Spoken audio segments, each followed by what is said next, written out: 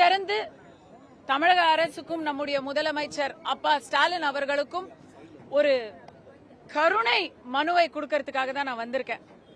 நான் உங்களுக்கெல்லாம் தெரியும், நான் வந்து ஹைதராபாத் வாசி ஆயிட்டேன்.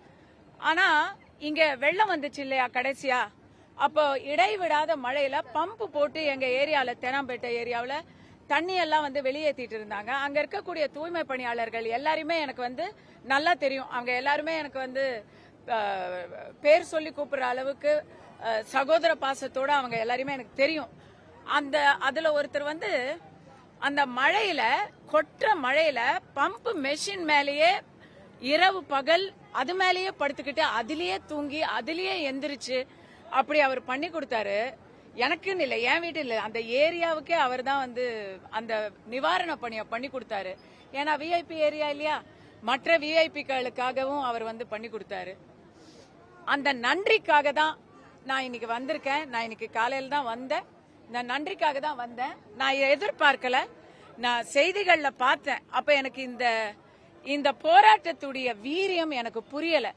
இங்க வந்து ஃபுல்லா ரோட்ல இங்க ரிப்பன் பில்டிங் எங்க ஆரம்பிக்குதோ அங்கே இருந்து சென்ட்ரல் ஸ்டேஷன் வரைக்கும் அப்படியே கடகட அப்படியே ஃபுல்லா 2000க்கு மேற்பட்ட ஊழியர்கள், அதுலயும் பெரும்பான்மையான தாய்மார்கள் இங்க வந்து அவங்களுடைய எதிர்காலத்துக்காக போராடிக்கிட்டு இருக்கிறத பார்க்கும்போது சத்தியமா கண்ணில் ரத்தம் வலியுது.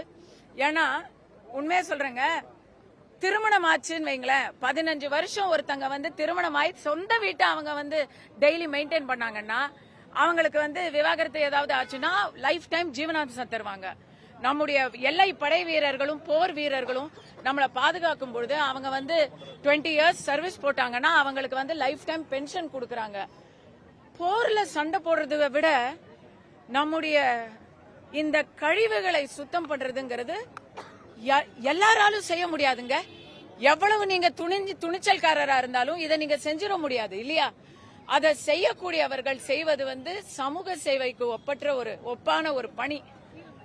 அதுல 15 வருஷம் அவங்க ஃபுல் டெடிகேஷனோட பண்ணிட்டு இன்னைக்கு நம்ம பார்த்துட்டோம் ரிசல்ட். இதோ இன்னைக்கு 10வது நாளாக இந்த விஷயம் நடக்குது.